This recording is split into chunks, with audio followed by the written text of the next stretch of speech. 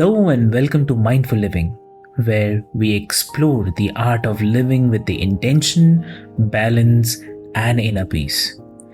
I am Avik, your host, guiding you through conversations on health, meditation, mental well being, mindfulness, and the mind body connection.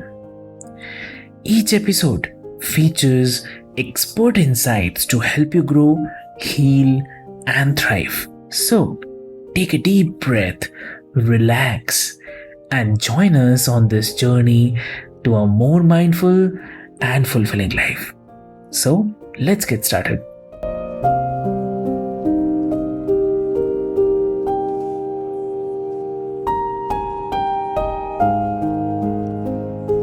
Welcome back, listeners, to the Mindful Living podcast. I'm your host, Sana, and today we are diving into the unstoppable, high octane world of mindset and transformation with none other than Jen Rulon.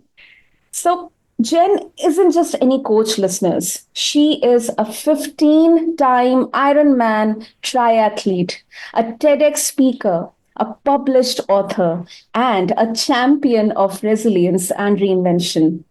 From competing in the Ironman World Championship in Kona to guiding women through life's major transitions, Jen knows how to power through change with passion, grit, and heart. She's here on the Mindful Living to share how to tap into that Ironman mindset, overcome life's toughest challenges, and to live with purpose at every stage. So get ready to be inspired to build your own vision board and take your mental and physical strength to the next level. So, Jennifer, welcome to the show, and it's an absolute honor to have you with us today. Sana, thank you so much for having me. That was a great introduction. The achievements outweigh the introduction. I mean, we are so inspired to have you with us, Jen. So, Thanks again. Yeah. Please go ahead. Please go ahead. No, I was going to say, I love when other people introduce me because sometimes I forget what I've done in my life. And so it's just a nice reminder to be like, oh, yeah, I did do that. I did do that TEDx talk. I did do that commencement speech. Lovely, lovely, Jen. That's really a great start to our conversation. So, you are a 15 time Ironman triathlete. Could you tell us what goes on in your mind during such a grueling event? How do you keep your focus and determination when you are physically exhausted? Because I will say I won't be able to do it. In fact, when I go for a walk or something, then only I think about, no, I cannot walk another mile. I cannot just go beyond that. How do you do that? Right. Well, let me share. An Ironman triathlon is a 2.4 mile swim, a Mm, 112-mile bike, in a 26.2 marathon run. Now, if you're looking at kilometers, it's a 3.8 kilometers, 180 kilometers, and then a 42-kilometer run. So, you know how it starts. It starts with doing the work. Putting in the time and the distance in the pool, in a lake, jumping on your bike and going mm, for a run, and start building your confidence that way. Now, my first Ironman was when I was 30 years old. My last Ironman was when I turned, 48. Yeah. So it was around, it was over many, many years of doing races and really learning on how to tap into the mindset. And what really comes to mind tapping into the mindset of an Ironman triathlete is learning how to not do something, learning mm. how to do something when you don't want to do it. Exactly. Exactly. Yeah. I'm literally feeling ashamed about myself because I am in my Oh, 30s stop. and I am right now thinking how wrong I was. I used to think I'm now in my 30s, I'm old, I'm not physically fit. But at 48, this is really, really inspiring for all of us. So thank you, first of all, for sharing this. And Sure. it's evident, age doesn't define the vision board, as you say. What does that mean for you, Jen, and how we all can apply that mentality to our own lives, especially when faced with major life changes? Yeah.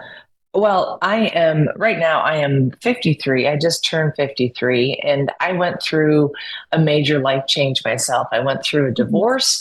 I moved down to Mhm. Costa Rica from the United States. I've been here for almost 3 years. And I my vision board has always been ongoing. It's always been something that I look forward to. I remember building vision boards when I was in seventh grade of what I wanted to do, what I wanted to accomplish. I built Oh, vision boards in my business. I still work on vision boards moving forward into my 53, 54, 55 year of my life. And so I think what a lot of people forget about is that goals are adjustable. If hmm. you didn't accomplish, let's say you wanted to run your first 5K and you didn't accomplish that this year in 2024, well then guess what? You move it to January 2025 or you move it to February 2025. So you can adjust your goals. Just because you didn't accomplish something at that point of time doesn't mean you can't accomplish it. That is true. That is true. And you talk a lot about resilience and grit. So, can you share some of the key habits or practices that help you build and maintain that Ironman mindset? Yes. So first of all, physical fitness. I mean, it's part of my DNA. I do strength training 5 days a week. I'll surf, I walk, I'll jump on my beach cruiser to go into town. I do Mhm. some type of movement every single day. That's a non-negotiable in my life. And Mhm. then I also focus on my nutrition. I focus on my water intake. I will drink with my clients. I ask them to start drinking 90 ounces of water a day. And they Oh, just look at me like, what? Are you crazy? And I'm like, no, I'm not, because it's something that we need. We as humans are very dehydrated. So mm, it's super important. But the other two things that I really do well is I take a quiet time in the morning. I don't touch my phone. I go out to the beach. I grab my cup of coffee. I sit, I meditate, whether it's 5 minutes, whether it's 10 minutes, whether it's 12 minutes. I really don't go longer than that. And mhm. then when I come back, I will take some time to write, journal, or I'll even do just a voice to text, because sometimes I don't, if I'm running around and I have thoughts, I'll write it or I'll voice to Yeah. text it out because I just don't have time to sit and write. So those habits have developed over time. So when habits become excuse me, when habits become non-negotiable, it's a Uh, lot easier. it's true. It's true. And Hmm. I loved when you said, you go out in the morning, you don't look at phone, you don't get that blue light from the phone, but you go out and, get that energy from natural, sunlight, Yes. nature. Yeah. That is one of the most crucial aspect of having that vitality and, rejuvenating energy for everyone. I think across all generations we can talk about, because many of my discussions have been with guests who have time to time advocated for getting access to sunlight, natural light, which Hmm. actually help in maintaining that circadian rhythm. So I totally love this practice, and thank you so much for sharing this.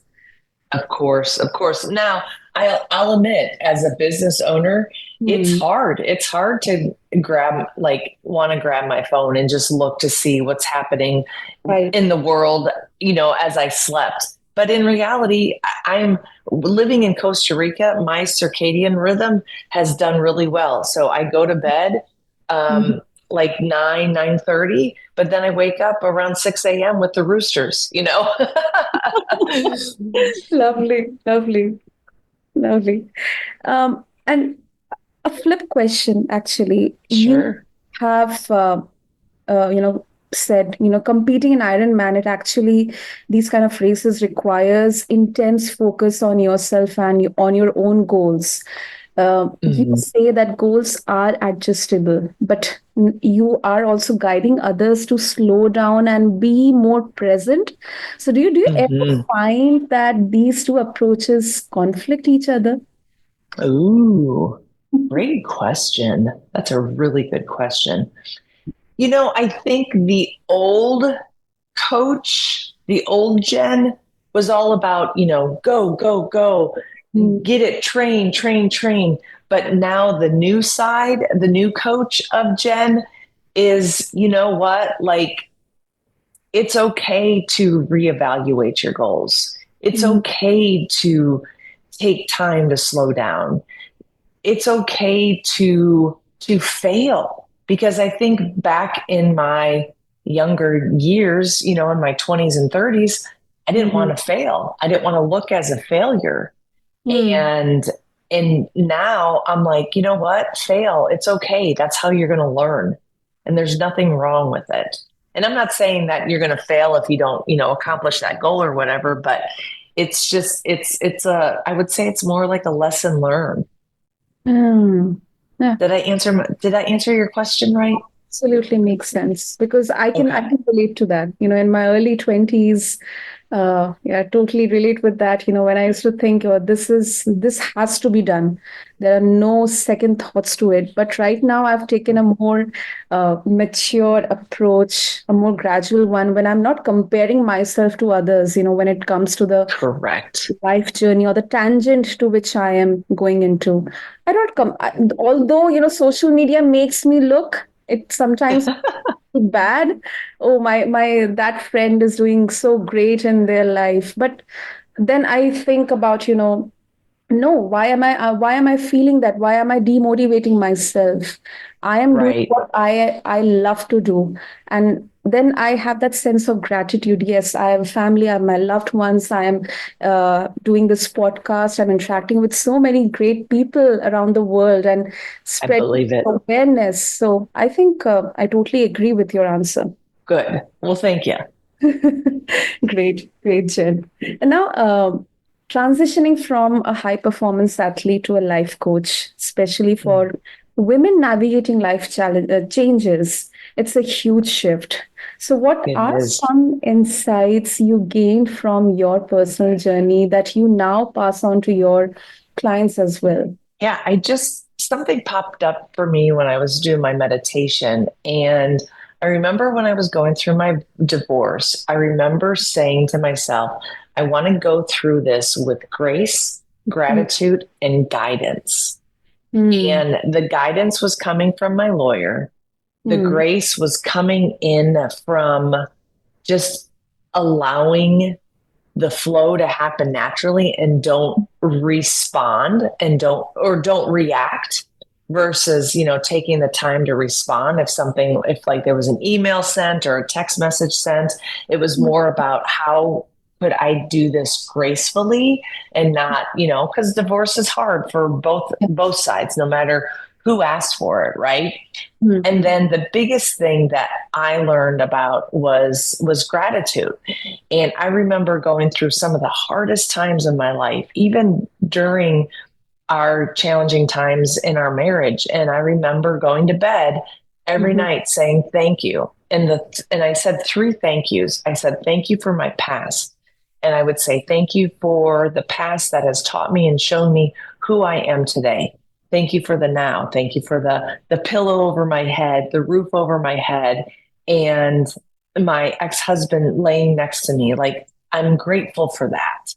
And then I would say, thank you for my future. I don't know what my future is going to hold or going to bring, but what I do know is that I need to trust the universe, trust God, and trust the process of what's going to happen. And when I share that with my clients, that I'm your guidance, I'm your coach, I'm going to help you get through, losing those extra, like the 10, 15 pounds, or I'm going to help you eliminate things that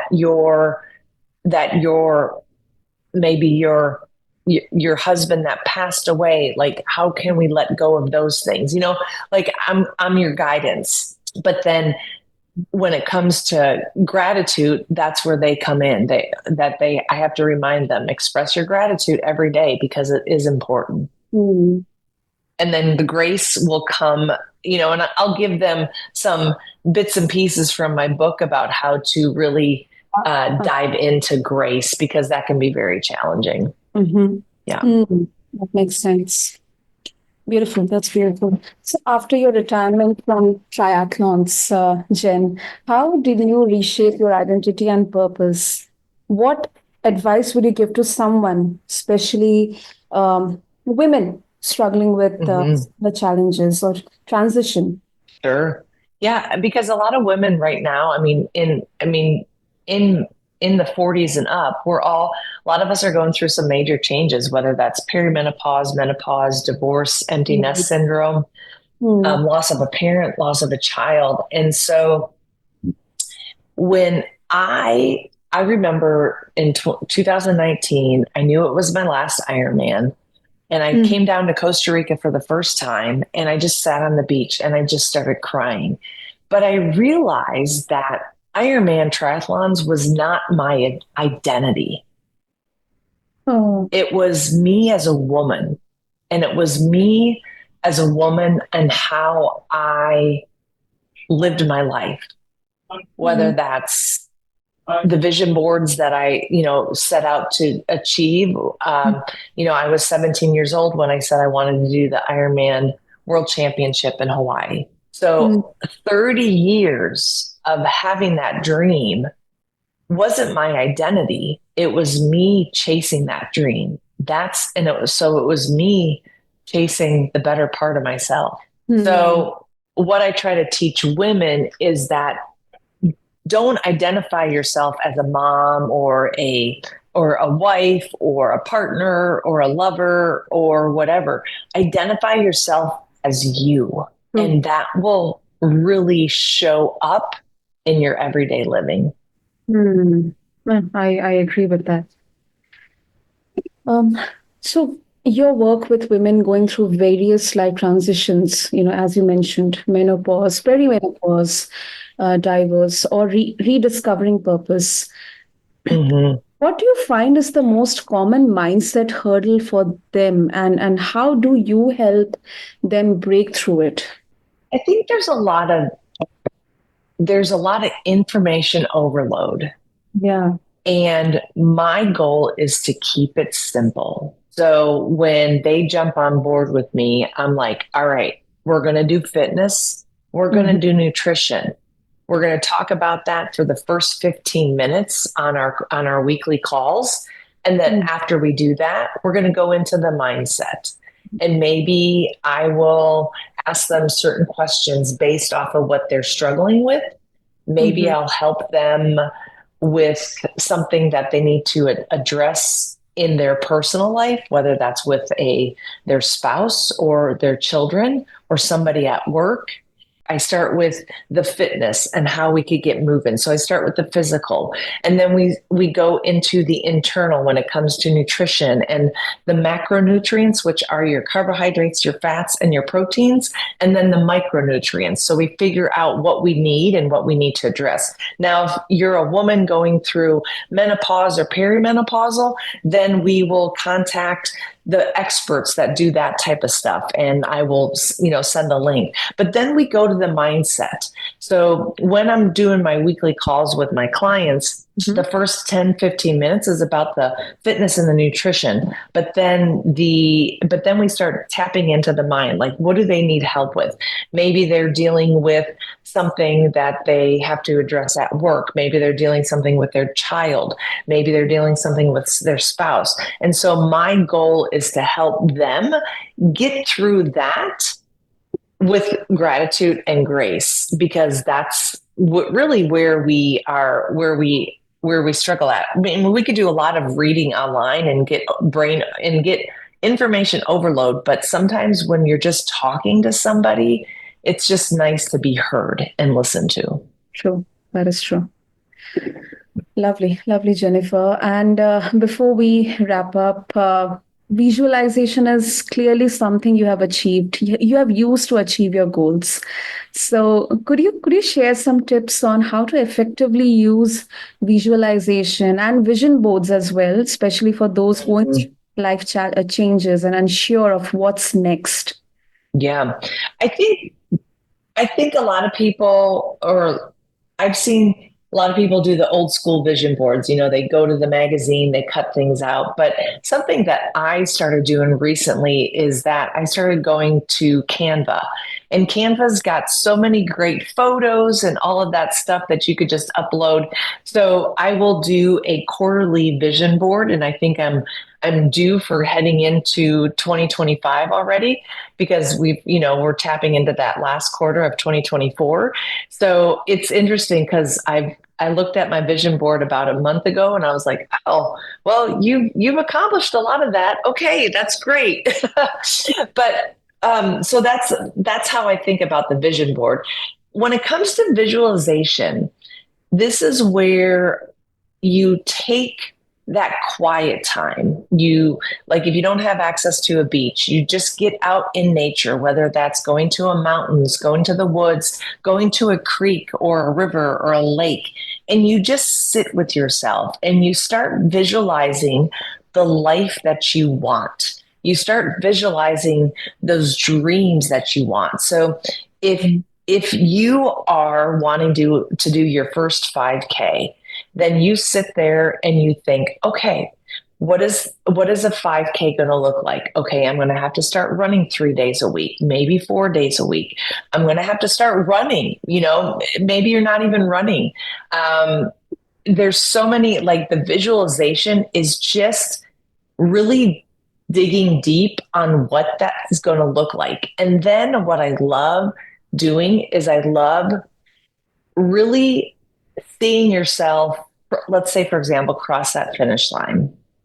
Or if you're an entrepreneur and a business owner and all of a sudden you want to gain 10 more clients, how are you going to do that? What does that look like? Currently, I am looking for 11 more clients on my one-on-one coaching, and I actually have 11 emails in my draft, so then I know that, okay, these are the 11 and these are going to be sent by the end of 2024. So I do stuff visually, but I also do it when I write things down. I'll write things in my journal or do the voice to text. I remember my last Ironman. Every single time I ran, I would throw my hands up in the air and I would hear, Jennifer Rulon, you are an Ironman. And I would put my hands in my face, or I put my head in my hands, and I saw a time of a 10:46:23. I kid you not, I crossed the finish line to my last Ironman at a 10:46:47. Wow. Wow. Yeah. And that's the power of visualization, is that every time I ran for those 6 weeks prior to the Ironman race, I said the time that I wanted. I was off by 23 seconds or 20. Did I do the math right? Yeah. So, or 21 seconds. Yeah. Wow. Wow. That is something, really, really interesting to think about. Great, great, Jen. That was such an incredible conversation, and you have really shown us how determination, a strong vision, and a commitment to personal growth can get us through any challenge. Whether it's a And triathlon, a life transition, or even a personal reinvention. But of course, yes, gradual pace. thank Lovely. you, Sana. Appreciate it. This was amazing. I appreciate it. Lovely. So, Jennifer, listeners, they want to get in touch with you or explore about your resources, how they can do that. Yeah, you could go to jenrulon.com. It's a brand new website. I'm super excited about that. And if you are interested, you could always fill out the application or you could get onto my calendar right away. You could also go to Instagram. I'm Coach Jen Rulon. I'm very active there. And I'm also very active on TikTok. You could go to Coach Jen Rulon as well. Lovely. We'll have all the details mentioned in the show notes for our listeners. And listeners, Jennifer's story proves that it's never too late to redefine who you are and to live your life with passion and purpose. So, thanks to everyone for joining us and tuning into this episode on the Mindful Living podcast. And remember, the strength to transform your life starts with just one step. Thank you.